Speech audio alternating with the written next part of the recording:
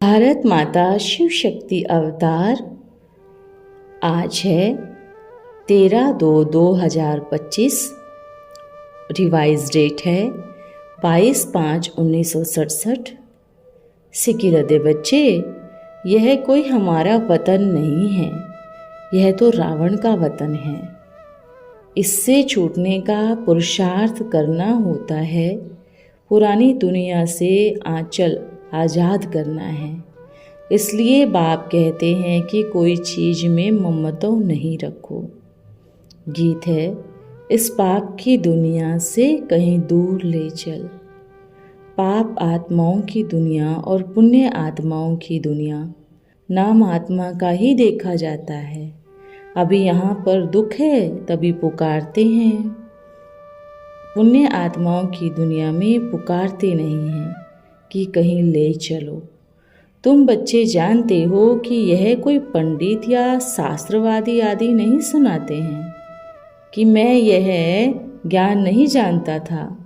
रामायण आदि शास्त्र तो ढेर पढ़ते थे। यह ज्ञान मैं तुमको सुनाता हूँ, यह भी सुनते हैं। अब यह है पाप आत्माओं की दुनिया। पुण्य आत्माओं के चित्र भी यहाँ है, परंतु किसी को भी भासना नहीं आता। समझेंगे कि ये होकर गए हैं, बस पूजा करके आ जाते हैं। शिव के मंदिर में भी पूजा करेंगे। तुम बच्चे अब किसकी पूजा करेंगे? तुम जानते हो कि ऊंचे ते ऊंचा भगवान शिव है। वह है ही आत्मा के पिता, शिक्षक और सर्वश्रेष्ठ व्यक्ति। साथ ले जाने की गारंटी करते हैं। ऐसी गारंटी और कोई गुरु नहीं कर सकता, और वह किसी को भी अकेला छोड़ के नहीं जाते। आप तुम सन्मुख बैठे हो, यहाँ से अपने घर जाने पर भी तुम भूल जाते हो। यहाँ सामने सुनने में मज़ा आता है। बाप बार बार कहते हैं कि बच्चों अच्छी रीति पढ़ो और पढ़ाओ, इसमें गफलत मत करो, कुसंग में ना फंसो और अधिक तुच्छ बुद्धि नहीं हो जाओ। बच्चे जानते हैं कि हम क्या थे, क्या पाप किए, अब हम क्या देवता बनते हैं। यह पुरानी दुनिया खत्म होनी है, फिर यहाँ के मकान आदि की क्या परवाह रखनी। इस दुनिया का जो कुछ भी है उसे भूलना है, नहीं तो अटक जाओगे। इसमें दिल नहीं लगाओ। हम नई दुनिया में जाकर अपने हीरे जवाहरातों के महल बनाएंगे। यहाँ की कोई चीज़ में ममत्व नहीं रखो, जाकर अपना राज्य करेंगे। यहाँ के पैसे, संपत्ति आदि अच्छे नहीं लगते। कोई चीज़ अच्छी लगती हो तो ममत्व उसमें चला जाएगा। शरीर छोड़ते समय धन दौलत आदि याद आ जाएगी। जब हम अपना करेंगे तो वही पिछाड़ी में सामने आ जाएगा। बाबा कहते हैं कि यहाँ पर यह मकान आदि क्या है, ये सब खत्म होना है। हम अपनी राजधानी में आ जाएंगे, इससे क्या दिल लगाना है। बच्चों को भी राय देते हैं कि यहाँ रखा ही क्या है, वहाँ पर तो बहुत सुखी रहेंगे, नाम ही स्वर्ग है। अब हम तो चल पड़े अपने वतन की ओर। यह कोई हमारा वतन नहीं है, यह तो रावण का वतन है। इसे छूटने का पुरुषार्थ करना होता है, पुरानी दुनिया से आंचल आज़ाद करना है। इसलिए बाप कहते हैं कि कोई चीज़ में ममत्व नहीं रखो। पेट कोई जास्ती नहीं मांगता। भीड़ लोग 10-12 रुपये में पेट का गुजारा करते हैं, तुम 30 रुपये में करते हो। 30 रुपये में अच्छी तरह पेट का गुजारा हो सकता है। फालतू चीज़ों पर खर्चा बहुत हो जाता है। खांसी हुई, डॉक्टर के पास गए, चिट्ठी लिखवाई, तो यह एक आदत बन जाती है। बीमारी नहीं होगी तो भी डॉक्टर के पास जाओगे, डॉक्टर के पास किसको जाना होता है, यह भी समझाना चाहिए। बड़े आदमी जो सर्विस से बुलाए जाते हैं वे अच्छे रहते हैं, बाकी तो काम के नहीं, लूले लंगड़े क्या करेंगे। परंतु कहेंगे हम क्या मनुष्य नहीं हैं? हम भी तो मनुष्य हैं ना। अरे तुम तो जन्म से अपने हो, परंतु ज्ञान नहीं है ना, समझते नहीं हो कि यह भी बोझ चढ़ता है। तुम बच्चों को सर्विस करने के लिए उत्साहित होना चाहिए। अभी दिल्ली में गोपों की पार्टी निकली है गांव में सर्विस करने के लिए। यह अच्छा है, सर्विस का शौक होना चाहिए। बाकी जो सर्विस का उत्साह नहीं रखते हैं वे किस काम के कहेंगे। ऐसे तो मैं भला, जैसे बाप है वैसे ही बच्चों को बनना चाहिए। बाप का ही परिचय देना है। बाप को याद करो और बाप से वर्षा लो। बच्चों को शौक होता है कि हम बाप की सर्विस कर रहे हैं। बाप भी हिम्मत देते हैं। बाबा ने ही कहा है कि भले एक मोटर खरीद लो, चित्र भी आकर्षण वाले हो। 2-3 पार्टियां निकलनी चाहिए, 6 भी निकले तो भी हर्जा नहीं। कहेंगे कि भले 6 मोटरें खरीद लो जिसमें चित्र आदि अच्छी रीति जाकर रख सको। सरकार पैसा देगी, ऐसे नहीं कि सरकार चंदा इकट्ठा करेगी। शिव बाबा को ऐसी सरकार नहीं समझना। बाप आए ही हैं सर्विस पर। सर्विस के लिए सब कुछ है, गरीबों को दान देने के लिए नहीं है।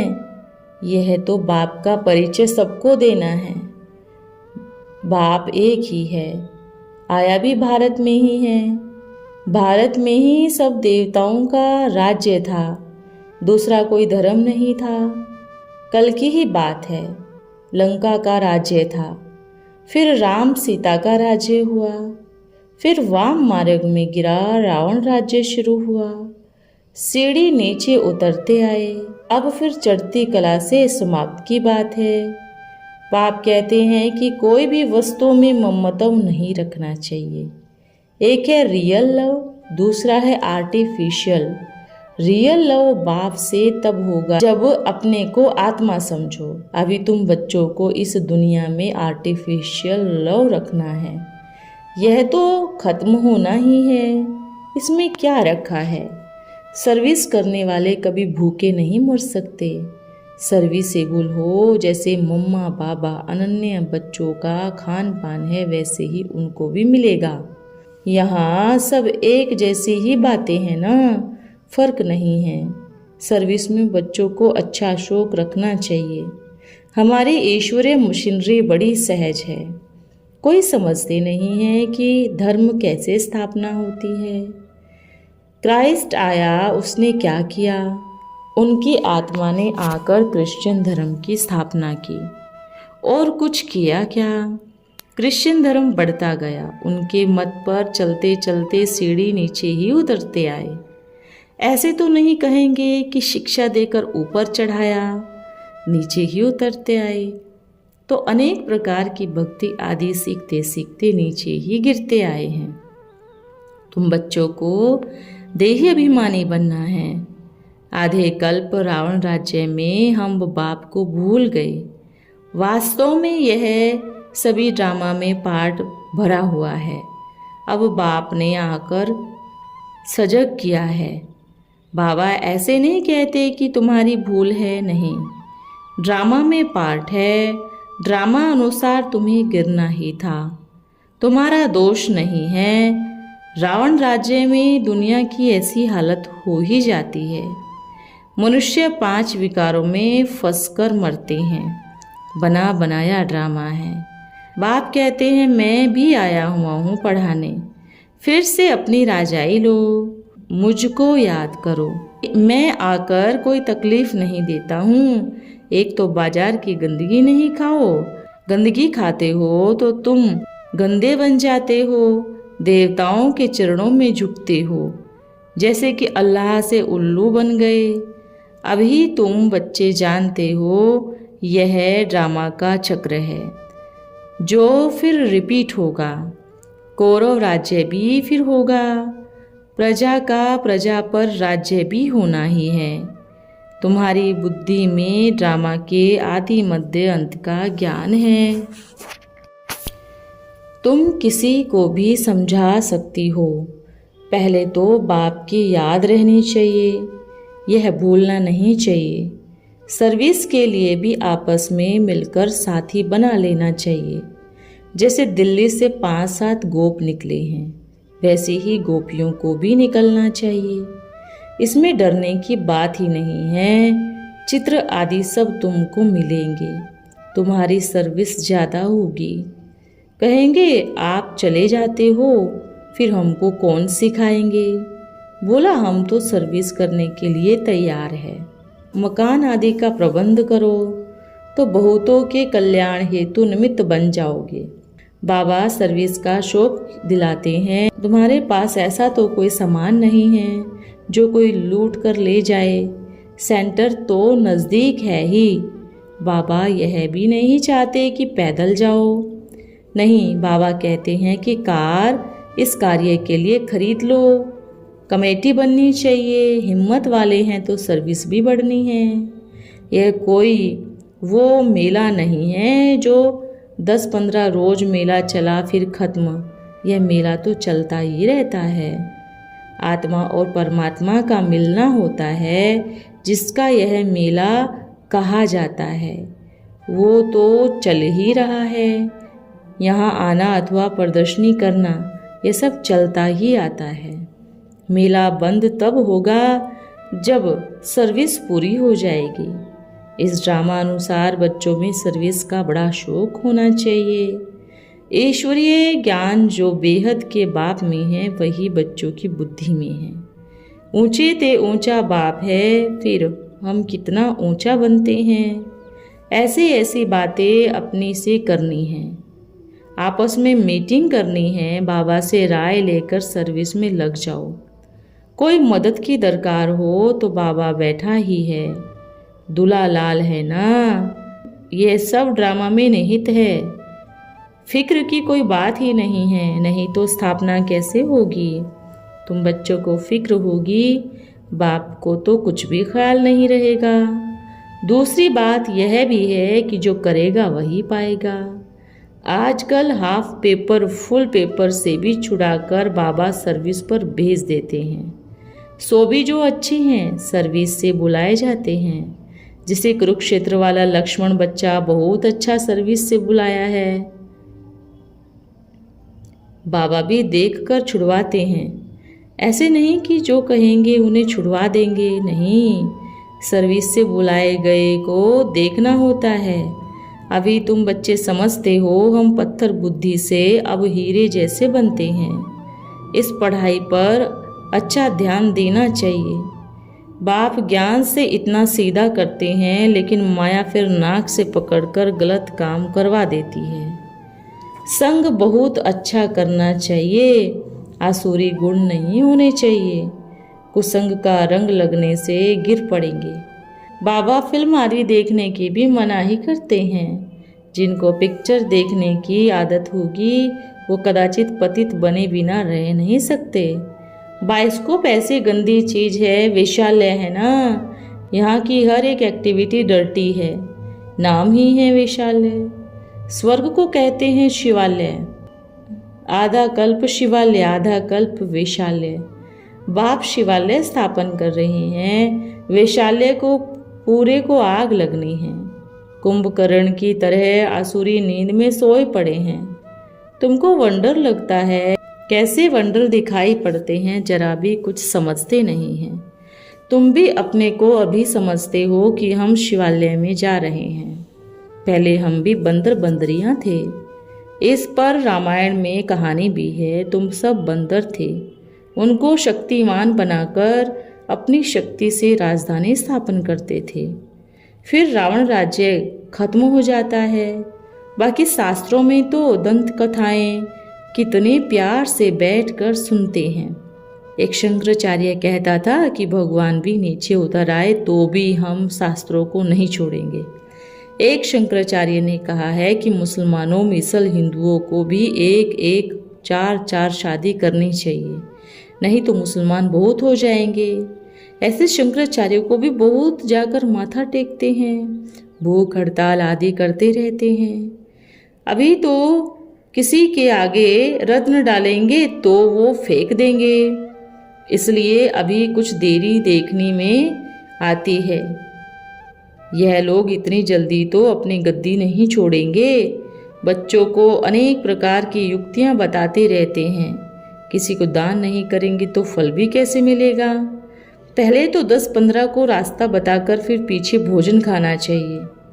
पहले शुभ काम करके आओ, इसमें ही तुम्हारा कल्याण है। कोई भी देधारी को याद नहीं करो, यह तो पतित दुनिया है। पतित पावन एक बाप को याद करो तो पावन दुनिया के मालिक बनो। अंत में सो गति हो जाएगी। तो किसी ना किसी को संदेश सुनाकर फिर भोजन खाना चाहिए। तुम हो गंड के गुंडे मत के मुंडे। बताते हो कि बाबा को याद करने से इतनी ऊंच बन जाओगे। यह है रावण राज्य। वे लोग समझते हैं गांधी द्वारा भारत को राम राज्य मिला। गांधी के नाभि से नेहरू निकला, फिर नेहरू से शास्त्री, फिर उनसे इंदिरा, इंदिरा से फिर दूसरा कोई निकलेगा। कोई क्रिश्चियन को भी प्रेसिडेंट बना देंगे। धर्म तो कोई है ही नहीं ना। मनुष्य ऐश्वर्य दान पुण्य करते हैं ना, वह है इनडायरेक्ट, उनका फल दूसरे जन्म में मिलता है। अब तो मैं डायरेक्ट हूँ और अभी इस पुरानी दुनिया का ही अंत है। सतयुग में तो दान पुण्य की बात होती नहीं है। अभी है पिछाड़ी का दान, एकदम सरेंडर होना है। बाप तो देने के लिए ही कराते हैं कि इनका कुछ भविष्य बन जाए। कहेंगे अच्छा तुम्हारे पास पैसे पड़े हैं तो जाकर सेंटर खोलो, प्रदर्शनी बनाओ। गरीब को कहेंगे सिर्फ बोर्ड लगा दो, गेट वे टू हेवन। भगवानो वाच है कि मामे कम याद करो तो तुम पुजारी से पूज्य बन जाओगे। स्वर्ग में सुखी तो सभी होंगे, परंतु मर्तबे तो नंबरवार होंगे। ममताओं भी कम नहीं है। घर में बहू आई तो समझते हैं कि भगवती मिली है, उनको देख बड़े खुश होते रहते हैं। यह नहीं समझते कि उनका तो मुँह नरक की तरफ है।